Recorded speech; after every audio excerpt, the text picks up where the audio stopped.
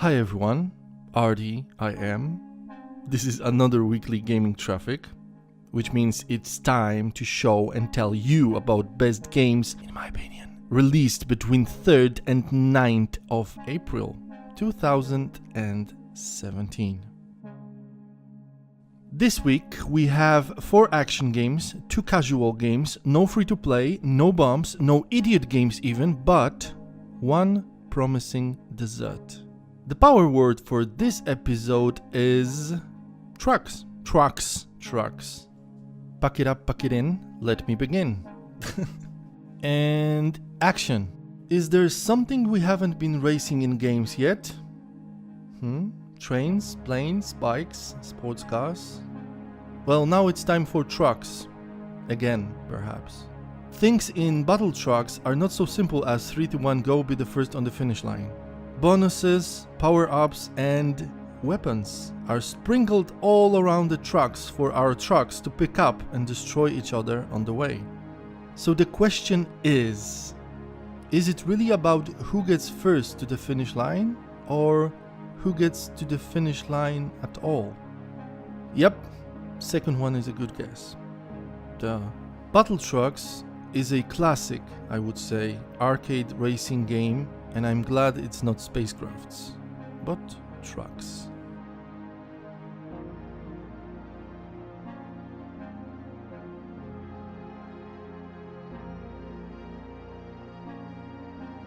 We're not done with trucks yet, because trucks are awesome.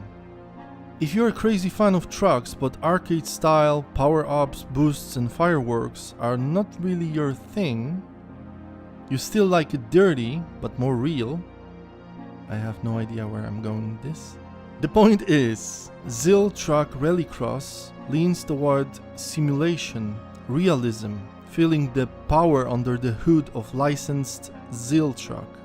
I usually say that about platformer fans, but this week it goes for all the fans of trucks.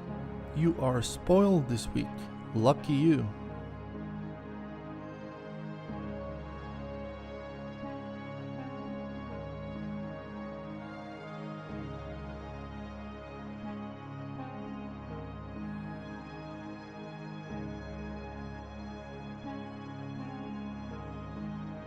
You can slice them, you can dice them, and you can hate them all you want.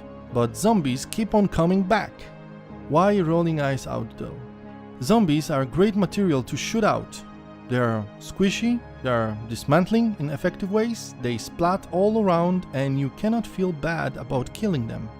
GIBZ, which stands for Gluttonous Idiotic Bloody Zombies. GIBZ sounds better. GIBZ lets us wander around the world encountering packs of zombies every now and then. When we meet them, we get all the cool stuff to make them go away and never move again. It's not just that we walk around and kill. There are minigames like surfing on zombies, Gatling gun defense or total mayhem.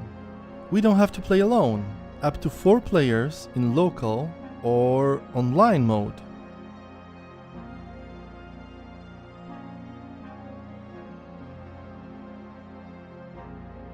I don't know what's going on in RTS department these days. Armor Clash 2 is like a ray of hope to not only add to the genre but to be a good game by itself. The game is a classic real-time strategy with base building and units production wrapped in really good graphics. 2 factions armed in ground, air and naval units. There are upgrades, units level up, and special units coming out of sub-factions of each faction. No campaign, but randomly generated missions and skirmishes. No online multiplayer, only local. The ray of hope for the genre means that Armor Clash 2 is solidly founded RTS. The ray of hope for the game itself means that the game is updated and worked on by its developer, which is great and makes Armor Clash 2 worth checking out. Only 2 casual games, but really good ones. Straight up, I'm gonna tell you that Idle Evolution is a very interesting and quite educational game. It's about creating a world based on the world we live in. Technically it's a clicker, but not one of those in which we click once and we wait 2 hours. It keeps us busy to some point. At first, it feels like it's only about upgrading things, but there is more depth into it later on. First, we start from gathering or mining atoms.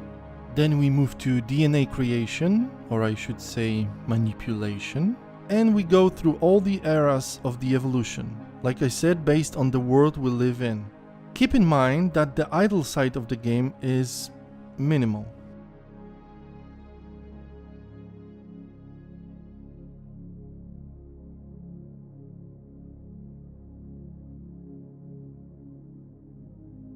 Even though every single thing can be, and as a matter of fact, every single thing in Paradigm is explained by the developer, the game still can be easily called to be abstract. Full of references, original one-liners, pop culture satire, and even satire of a satire, Paradigm is. From the technical side, the game is point-and-click adventure with many find and use in the right place puzzles and dialogues to follow the story. Although most of the people find the game burst laughing funny, it can be very true and even reflectively sad. You know the saying, comedy is a tragedy plus time. Bonus feature is the JK, which lets us listen to developers' commentary about things behind in each location.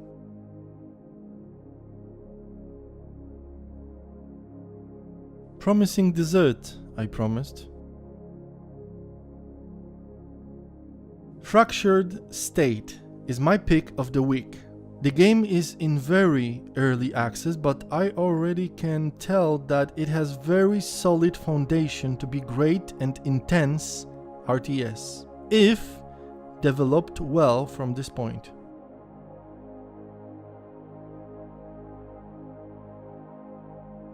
Fractured State very much reminds me of a game which was lost and forgotten long time ago. But basically I would call it a steampunkish, cyber-ish street fight. No base building, but building capture. No units production, but customized squad calling. Click on the card right up now to see more of the gameplay in the special video I've made about this game.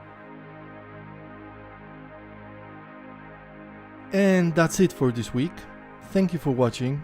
I hope the change I've made in weekly gaming traffic, which is quality over quantity, is for better. Have a good week, everyone. See you in the next weekly gaming traffic, because there will be another one, whether you like it or not. Stay safe, and bye.